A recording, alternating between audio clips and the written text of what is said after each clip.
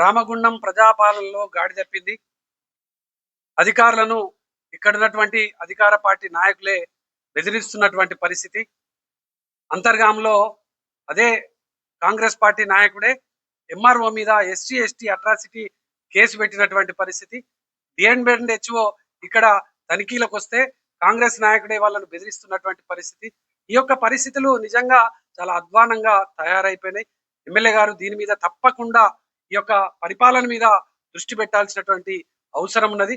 ఇక్కడ గతంలో ఇక్కడ ఉన్నటువంటి డాక్టర్లను, ఇక్కడ ఉన్నటువంటి ఒక చిల్డ్రన్ స్పెషలిస్టు ఒక చిన్న అబ్బాయి చనిపోతే ఆయన మీద ధర్నా చేసి ఆయనను ఒత్తిడి చేసి ఇక్కడ నుంచి వెళ్ళి వెళ్ళగొట్టినటువంటి ఎమ్మెల్యే గారే ఇక్కడ మెడికల్ హబ్ గా చేస్తున్నాం, మేము గొప్పగా చేస్తున్నామని చెప్తా ఉన్నారు.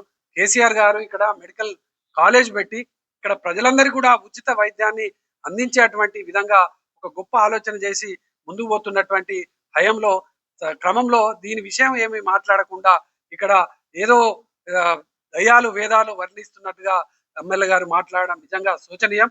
ఇటువంటి విధానాన్ని గట్టిగా పరిపాలన మీద దృష్టి పెట్టాలి.